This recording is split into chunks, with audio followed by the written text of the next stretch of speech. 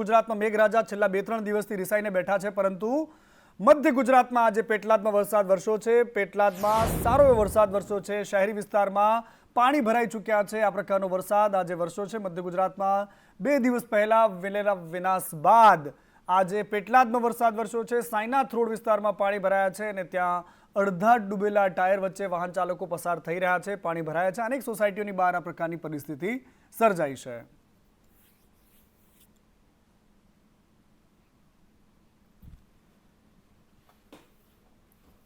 પરંતુ બીજી બાજુ ગુજરાતમાં દક્ષિણ ગુજરાત અને સૌરાષ્ટ્રને બાદ કરી દો તો મધ્ય ગુજરાતના અનેક વિસ્તારો એવા છે અને સાથે સાથે ઉત્તર ગુજરાત આખું કોરું ધાકોર છે। અને આ બધાની વચ્ચે હવે અંબાલાલ પટેલે આગાહી કરી છે કે રાજ્યમાં 28 થી 30 જુલાઈ સુધી સારો વરસાદ પડશે અને આ વરસાદ ઉત્તર અને મધ્ય ગુજરાત માટે હશે। અંબાલાલ પટેલે જે આગાહી કરી છે એ વિગતવાર વાત કરવામાં આવે તો અમદાવાદ ગાંધીનગરમાં સારા વરસાદની આગાહી કરી છે। સાથે સાથે એમણે કહ્યું છે કે બંગાળમાં સર્જાયેલું વોલમાર્ક લો પ્રેશર સિસ્ટમ પશ્ચિમ બંગાળ અને ઓડિશાની આસપાસ સર્જાશે, જેના કારણે ગુજરાત અને મધ્યપ્રદેશમાં સારો વરસાદ થશે। મેઘરાજાએ જમાવટ કરી છે। દક્ષિણ ગુજરાત અને સૌરાષ્ટ્રને તો મેઘરાજાએ કમરોડી લીધું છે। ત્યારે હવે આવનારા દિવસોની અંદર કેવું વાતાવરણ રહેશે, જે જગ્યાએ વરસાદ નથી પડ્યો ત્યાં વરસાદ પડવાની સંભાવનાઓ છે કે નહીં, હવામાન નિષ્ણાંત છે અંબાલાલ પટેલ, તેમની સાથે વાતચીત કરીશું। કાકા, વરસાદની કેવી પરિસ્થિતિ આવનારા દિવસોની અંદર રહેવાની છે? ગુજરાતના ઘણા ભાગોમાં વરસાદ થવાની શક્યતા રહેશે। આજ સવારે ઝાકરી વરસાદ આવ્યો છે એટલે અમદાવાદ ગાંધીનગરમાં વરસાદ થવાની શક્યતા રહેશે, પરંતુ ભિન્ન ભિન્ન સિસ્ટમો જોતાં લગભગ દક્ષિણ જે ગુજરાતના ભાગોમાં ભારેથી અતિભારે વરસાદ થવાની શક્યતા રહેશે। દક્ષિણ સૌરાષ્ટ્રના ભાગો પણ આવરી લેશે। ભાવનગર જે રીતે આપ કહી રહ્યા છો વોલમાર્ક લો પ્રેશર વાળી સિસ્ટમ મધ્યપ્રદેશ થઈને ગુજરાત આવશે, તો તેની અસર ઉત્તર ગુજરાત અને મધ્ય ગુજરાતમાં કેટલી જોવા મળશે? જે દક્ષિણ સૌરાષ્ટ્ર જે ભાવનગર અમરેલીના ભાગોમાંથી પછી આ સિસ્ટમનો ધીરે ધીરે જઈ કચ્છના સિંધ બાજુ અને કચ્છને સિંધ બાજુ જતી રહેશે, પણ તે પૂર્વે ઉત્તર ગુજરાતના ભાગોમાં સારો વરસાદ થવાની શક્યતા રહેશે। અંબાલાલ પટેલ ઉત્તર ગુજરાતમાં સારા વરસાદની આશા રાખી રહ્યા છે અને બીજી બાજુ ઉત્તર ગુજરાતના ખેડૂતો પણ એની આશા રાખી રહ્યા છે। અને બીજી બાજુ દક્ષિણ ગુજરાતમાં જે વરસાદ વરસ્યો ને ત્યારબાદ 16 કળાએ કુદરત ખીલી છે। સોનગઢનો ચિમેર ધોધ છે જે જબરદસ્ત નજારો એનો સામે આવ્યો છે। 200 ફૂટ ઊંચાઈથી પડતો આ ધોધ જીવંત થયો છે। જબરદસ્ત આ દ્રશ્યો છે અને ટીવીમાં અમે તમને બતાવી રહ્યા છે। આ કેમેરામાં કેદ થયેલા દ્રશ્યો। કુદરત 16 કળાએ ખીલી છે। કુદરતી સૌંદર્ય મનને પ્રફુલ્લિત કરે તેવું છે અને સહેલાણીઓ સાવચેતી રાખવા માટે અપીલ કરવામાં આવી છે। અહીંયા મોટી સંખ્યામાં સહેલાણીઓ પણ આવતા હોય છે। આ ચિમેર ધોધ છે સોનગઢનો। અને પંચમહાલ જિલ્લામાં પણ ચોમાસામાં કુદરતી વાતાવરણ 16 કળાએ ખીલી ઉઠ્યું છે અને આ પ્રકૃતિનો અદ્ભુત નજારો પંચમહાલમાં પણ સામે આવ્યો છે। આનંદ માણવા માટે મોટી સંખ્યામાં રાજ્યભરમાંથી સહેલાણીઓ પાવાગઢ, જાંબુઘોડા અને ઘોઘંબાના હાથણી માતા ધોધની મુલાકાત અવશ્ય લેતા હોય છે। અત્યારે હાથણી માતાનો ધોધ શરૂ થતાં જ સહેલાણીઓ રવિવાર હોવાથી મોટી સંખ્યામાં પહોંચ્યા હતા અને વાતાવરણનો આનંદ લીધો હતો। આ દ્રશ્યો બહુ જબરદસ્ત છે। પાવાગઢથી માત્ર 30 કિલોમીટરના અંતરે હાથણી માતાના મંદિરનું આ મંદિર છે। અત્યારે એક મસ્ત ધોધ વળી રહ્યો છે, જ્યાં ચોમાસામાં અત્યારે ધોધ 16 કળાએ ખીલી રહ્યો છે। અત્યારે અહીંયા આપણે ખૂબ જ મજા આવી, ખૂબ જ આનંદ કર્યો, એન્જોય કર્યો। દરેક મિત્રોને હું કહું છું કે એકવાર હંમેશા તમે પાવાગઢ માતાજીના દર્શન કરવા આવો તો એકવાર 30 કિલોમીટર અંતરે એકવાર આ ધોધની મજા લેવી જોઈએ। તમે જોઈ શકો છો અહીંયા આગળ કેટલું મસ્ત અને સુપર છે। આ લોકેશન પંચમહાલ જિલ્લામાં આવેલું છે। હાથણી માતા નામ તરીકે ઓળખવામાં આવે છે। પાવાગઢથી લગભગ થોડેક જ દૂર આવેલું છે આ।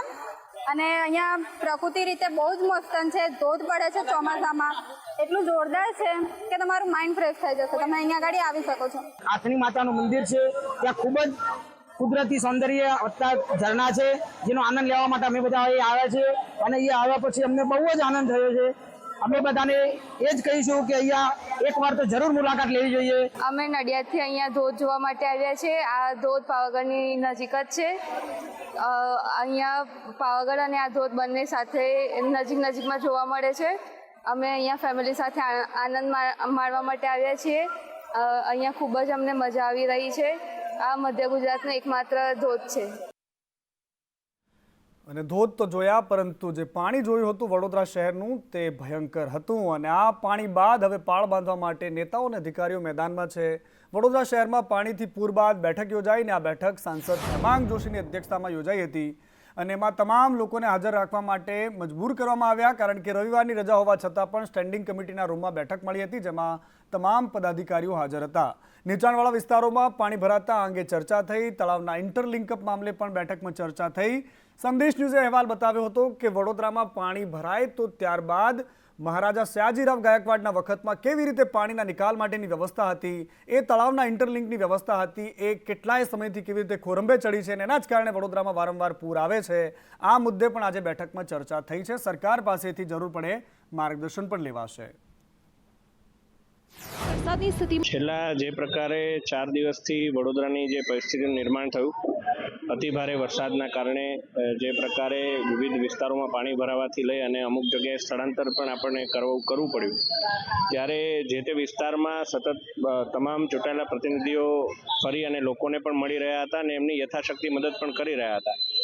તો એ જે કંઈ રજૂઆતો આવી હોય, વિવિધ ચૂંટાયેલા પ્રતિનિધિઓ પાસે જે કોઈ રજૂઆતો કાઉન્સિલરશ્રીઓ હોય, નાગરિકો હોય, સોસાયટીના સામાજિક આગેવાનો હોય, એમના પાસેથી જે રજૂઆતો આવી હોય એને લઈને એક કોર્પોરેશનની સમગ્ર ટીમ સાથે એક રિવ્યૂ બેઠક કરવામાં આવી. અને વડોદરામાં જે વરસાદ બાદની પરિસ્થિતિ આપણે જોઈ હતી, ત્યારબાદ આજવા સરોવર પણ ઓવરફ્લો થઈ ગયું હતું. 62 દરવાજા લેવલ હવે ચેન્જ કરવામાં આવ્યા છે. વિશ્વામિત્રી નદીમાં 4000 ક્યુસેક પાણી ડાયવર્ટ કરાયું છે. વિશ્વામિત્રી નદીના જળસ્તર પહોંચ્યા 16.75 ફૂટે. 2 દિવસ પહેલા એ 20-21 ફૂટે વહી હતી. આજવા સરોવરનું પાણી પણ વિશ્વામિત્રી નદીમાં આવશે, જેના કારણે સાવચેતી રાખવામાં આવી રહી છે, પરંતુ હવે લેવલ ચેન્જ કરાયા છે. વડોદરા શહેરમાં છેલ્લા 5 દિવસથી વરસાદે વિરામ લીધો છે. વરસાદની સતત આગાહીઓ પણ ચાલી રહી છે કે આગામી 7 દિવસમાં વરસાદ વરસશે. ત્યારે આજવા સરોવરમાં આજવા સરોવરના 62 દરવાજા હાલ પૂરતા જે લેવલ હતા એ ચેન્જ કરવામાં આવ્યા હતા, જેના કારણે વિશ્વામિત્રીમાં આવતું પાણી રોકાઈ ગયું હતું. પરંતુ ગઈકાલ રાત્રે અને આજે સવારે ફેરથી દરવાજાના લેવલમાં સેટ કરવામાં આવ્યા છે અને આજે 4000 ક્યુસેક જેટલું પાણી છોડવામાં આવ્યું છે. અને બીજી બાજુ એક બૂંદ માટે તરસી રહ્યો છે સરહદી જિલ્લો બનાસકાંઠા, કારણ કે બનાસકાંઠામાં જેવો જોઈએ તેવો વરસાદ નથી. ખેડૂતો કાગડોળે રાહ જોઈ રહ્યા છે. બનાસકાંઠા જિલ્લો ખેતી અને પશુપાલનને વરેલો આ જિલ્લો છે.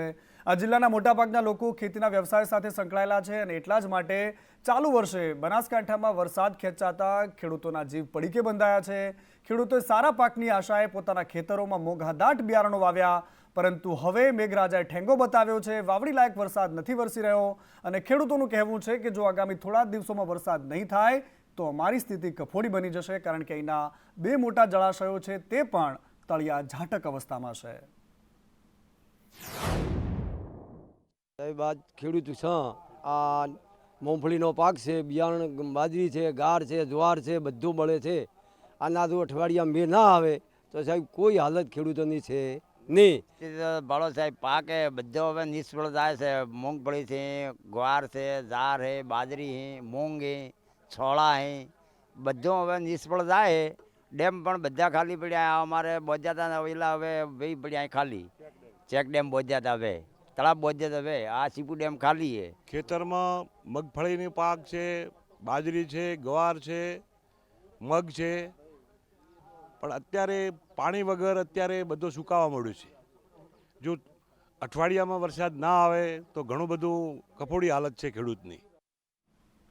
ભારે રિસાઈ ગયા છે મેઘરાજા ઉત્તર ગુજરાતથી, અને ઉત્તર ગુજરાતના 4 જિલ્લાઓ એવા છે કે જ્યાં એક બૂંદ માટે ખેડૂતો તરસી રહ્યા છે. ઉત્તર ગુજરાતમાં મેઘરાજા રિસાયા છે અને ચોમાસું મધ્યાંતર પર હોવા છતાં પણ સામાન્યથી ઓછો વરસાદ વરસી રહ્યો છે અને આ જ કારણે ખેડૂતો હવે આકાશ તરફ મીટ માંડીને બેઠા છે. જો વધારે સમય આ પ્રકારની પરિસ્થિતિ રહી તો વાવેલો પાક પણ નિષ્ફળ જઈ જશે, કારણ કે પાટણ જિલ્લાની વાત કરવી છે તો અહીંયા 210 મીમી વરસાદની જરૂરિયાત સામે અત્યાર સુધીમાં માત્ર 158 મીમી જ વરસાદ વરસ્યો છે, જેથી પાટણ જિલ્લામાં વરસાદની ઘટ વર્તાઈ રહી છે. પાટણ હોય કે બનાસકાંઠા કે પછી મહેસાણા, આ તમામ જિલ્લાઓમાં એક જ જેવી પરિસ્થિતિ છે. રાધનપુર તાલુકામાં 24,000 હેક્ટર જમીનમાં ખેડૂતોએ પાકનું વાવેતર કર્યું છે, જેમાં મુખ્યત્વે કપાસ, બાજરી, એરંડા, કઠોળ સહિતના પાકો વાવ્યા છે. ઘાસચારો પણ છે પશુઓ માટે, પરંતુ મેઘરાજા હાથતાળી આપીને જતા રહ્યા છે. વરસાદ જો 5-10 દિવસમાં વરસાદ ના થાય તો આ 1400ના ભાવના બીજવારા વાવેલા જાર અને 600 રૂપિયાના ભાવના અડદ વાવેલા, જો વરસાદ ના થાય 5 દિવસમાં તો ખેડૂતનું કાંઈ રહે એમ નથી. ખેડૂત ભિખારી થઈ જાય એમ છે. 5 દિવસમાં વરસાદ ના થાય તો વરસાદ છેલ્લા 4-5 દિનની અંદર જો વરસાદ ના થાય તો ખરેખર આખો જે મોલ વાવેલ છે, જાર છે, અડદ છે, ગવાર છે અને જે ઊંચા ભાવના વાવેલા છે અને જો છેલ્લા 4-5 દિનની અંદર વરસાદ ના થાય તો આખો તમામ પાક નિષ્ફળ જાય એમ છે અને કોઈ વરસાદ છે જ નહીં. આપણે એમ માનો તો ભલે જો અત્યારે તમે આ જોવો જાતે અત્યારે ધાન વાવેલા છે પણ પોતે જાતે પણ બરે હેરાન. છેલ્લા 2-4 દિનની અંદર વરસાદ થાય તો ખેડૂતને નફેવું થાય, બાકી ખરેખર ખેડૂતને રોવાનો વારો છે. સમગ્ર ઉત્તર ગુજરાતમાં જાણે કે મેઘરાજા રીસાયા હોય એ રીતના દ્રશ્યો જોવા મળી રહ્યા છે. મારી પાસે દ્રશ્યો બતાવવા માંગીશ. એ જ સ્થિતિ પાટણ જિલ્લાની પણ જોવા મળી રહી છે. રાધનપુર તાલુકાની જો વાત કરીએ તો રાધનપુર તાલુકાની અંદર અત્યાર સુધી 50% વરસાદની ઘટ છે ને જે રીતે ખેડૂતો દ્વારા 24,000 હેક્ટર જમીનમાં વિવિધ પાકોનું વાવેતર કર્યું છે. મોંઘા ભાવના ખેડ ખાતર બિયારણ લાવી જે વાવેતર કર્યું છે, આ તમામ વાવેતર કરેલો પાક અત્યારે મેઘરાજા હાથતાળી આપતા પાક સુકાવાની આરે છે. એટલે કહી શકાય કે રાધનપુર તાલુકાની અંદર જે 24,000 હેક્ટર જમીનમાં વાવેતર થયું છે, એટલે કહી શકાય કે હજુ સુધી 50% જેટલું વાવેતર થયું છે અને 50% જમીન અત્યારે કોરી ધાકોર પડી છે. ખેડૂતો દ્વારા જે રીતે કપાસ, એરંડા, ઘાસચારો તેમજ બાજરી સહિતના જે પાકોનું વાવેતર કર્યું છે, આ તમામ પાક અત્યારે જો એ 2-4 દિવસમાં વરસાદ ના આવે તો આ તમામ પાક મુરઝાઈ જશે અને ખેડૂતોએ કરેલા તમામ ખર્ચા માથે પડે તેવી સ્થિતિ જોવા મળી છે. એટલે કહી શકાય કે સમગ્ર પાટણ જિલ્લાની અંદર અત્યારે વરસાદની ઘટ જોવા મળી રહી છે. ત્યારે રાધનપુર તાલુકાની અંદર જો આગામી 2-4 દિવસમાં વરસાદ નહીં આવે તો આગામી સમયમાં પશુઓ માટેના ઘાસચારાની પણ અછત વર્તાય તો નવાય નહીં, જેને લઈને તે ખેડૂતો ઉપર અત્યારે ચિંતાના વાદળો ઘેરાઈ રહ્યા છે. ભરત પ્રજાપતિ, સંદેશ ન્યૂઝ, પાટણ. જળબંબાકાર દ્રશ્યો આપણે સૌરાષ્ટ્રના જોયા હતા, જળબંબાકાર દ્રશ્યો આપણે દક્ષિણ ગુજરાતના જોયા હતા, પરંતુ એક આખો પ્રદેશ એવો છે કે જે એક બૂંદ માટે તરસી રહ્યો છે. કદાચ એની વ્યથા એ ખેડૂતોથી વધારે કોઈ નહીં જાણતું હોય. અને બીજી બાજુ વાત કરવી છે રાજનીતિની. સુરતના એ સાંસદ જે ગુજરાતમાં પહેલીવાર બિનહરીફ વિજેતા થયા હતા, મુકેશ દલાલ, જેમને હાઈકોર્ટનું હવે સમન્સ આવ્યું છે. 9મી ઓગસ્ટે કોર્ટમાં હાજર થવા માટે ફરમાન નીકળ્યું છે. ભાજપના સાંસદ મુકેશ દલાલ બિનહરીફ ચૂંટાયા હતા. કોંગ્રેસે મુકેશ દલાલની જીતને હાઈકોર્ટમાં પડકારી હતી અને હવે આ જ મામલે સુરતના 19 લાખ મતદારો સાથે ગદ્દારી કર્યાનો ઉલ્લેખ થયો હતો. આ મામલે કોર્ટે એમને હાજર રહેવા માટે સમન્સ પાઠવ્યું છે. સુરત લોકસભાના ઇલેક્શન દરમિયાન ભારતીય જનતા પાર્ટીએ સામ દામ દંડ ભેદની નીતિ અપનાવી કોંગ્રેસ પક્ષના ઉમેદવાર સહિત બીજા અન્ય પાર્ટીના 9 જેટલા ઉમેદવારોનું ફોર્મ પરત ખેંચાવી ભાજપના ઉમેદવાર મુકેશ દલાલને બિનહરીફ જાહેર કરવામાં આવેલા હતા. એ મુદ્દે અમે હાઈકોર્ટમાં પિટિશન દાખલ કરેલી હતી અને એ પિટિશનમાં અમે ચૂંટણી પંચ, ભારતીય જનતા પાર્ટીના ઉમેદવાર મુકેશ દલાલ અને કોંગ્રેસ પક્ષ સાથે ગદ્દારી કરી દલાલ બનેલા નિલેશ કુમારની રૂપમાં આરોપી બનાવેલો હતો. જે સંદર્ભે હાઈકોર્ટ દ્વારા 9 ઓગસ્ટે મુકેશ દલાલને નોટિસ પાઠવી હાજર રહેવા માટે સમન્સ પાઠવેલ છે. અને હવે વાત રાજનીતિ દક્ષિણ ગુજરાતની કરવી છે કે જ્યાં વિશ્વ આદિવાસી દિવસ તો આવી રહ્યો છે, પરંતુ એ પહેલા રાજનીતિ ગરમ છે. આદિવાસીઓના અલગ પ્રદેશ ભિલિસ્તાનને લઈને હવે રાજનીતિ ગરમાઈ છે. 2 દિવસ પહેલા ચૈત્ર વસાવાએ કહ્યું હતું કે ભિલિસ્તાનની માંગ અમારી મુખ્ય માંગ છે અને અમે એને વળગેલા છીએ. ભિલિસ્તાન બનાવવાની માંગને લઈને હવે બંને આદિવાસી નેતાઓ આમને સામને આવી ગયા છે. ચૈત્ર વસાવાએ કહ્યું છે કે આદિવાસીઓ માટે એક અલગ ભિલિસ્તાન હોવું જોઈએ, આવા અલગતાવાદને મોટો ન કરાય એવું મનસુખ વસાવાએ કહી દીધું છે. આજે પોતાના એક કાર્યક્રમમાં તેમણે આ વાતને નકારી છે. ચૈતર વસાવાએ કેવડિયાને રાજધાની બનાવવાની માંગ કરી હતી. સાંસદ મનસુખ વસાવાએ કહ્યું કે આજે દેશ અખંડ છે, દેશ એક છે અને મજબૂત રાષ્ટ્ર બન્યું છે. આ પ્રકારની વાતો કરનારાઓને મોટા ન કરાય. અને આજે પણ કહીએ છીએ, આદિવાસીઓનો જો વિકાસ કરવામાં નહીં આવશે, આદિવાસીઓને જો નજરઅંદાજ કરવામાં આવશે તો આદિવાસી વિસ્તારોમાં પાણી પણ છે, જંગલ પણ છે, રેતી પણ છે, ખનીજો પણ છે ને બધું જ છે. અગર આ લોકો સાનમાં નહીં સમજે તો આવનારા દિવસોમાં તમામ આદિવાસી બેલ્ટને સાથે રાખીશું. એ રાજસ્થાન હોય, મધ્યપ્રદેશ હોય, મહારાષ્ટ્ર હોય ને ગુજરાત હોય, તમામ બધા વિસ્તારોને સાથે રાખીને આવનાર દિવસોમાં જે રીતના ગુજરાતીઓનું ગુજરાત બન્યું, જે રીતના પંજાબીઓનું પંજાબ બન્યું, નાગા લોકોનું નાગાલેન્ડ બન્યું, મરાઠીઓનું મહારાષ્ટ્ર બન્યું, એ જ રીતના આવનાર દિવસોમાં અમે પણ મુહિમ ચલાવીશું. જો અમારો વિકાસ નહીં થશે તો આદિવાસીઓ આવનાર દિવસોમાં અમે બધા ભીલો એક થઈને અમારો ભીલ પ્રદેશ બનાવીશું ને એની રાજધાની અમે કેવડિયા રાખીશું. આજે મજબૂત ભારત છે. આવા અલગતાવાદી તત્વો દેશને પાછા તોડી ના નાખશે. ભાઈ સમજી અમાર ભિલિસ્તાનની માંગણી કરતા કરતા થાકી ગયા. બીજા કેટલાક ગુજરાતની અંદર અલગ ભિલિસ્તાનની માંગણી કરતા કરતા થાકી ગયા. ત્યારે એટલા મૂક્યા અને તું ક્યાં નવો ઉભો થાય છે ભાઈ? ભાગલાવાદી પ્રવૃત્તિ તત્વોને આપણે ક્યારે પ્રોત્સાહન આપતા જ નથી. લડવાનો તો લડી લે છે એમને સાથે.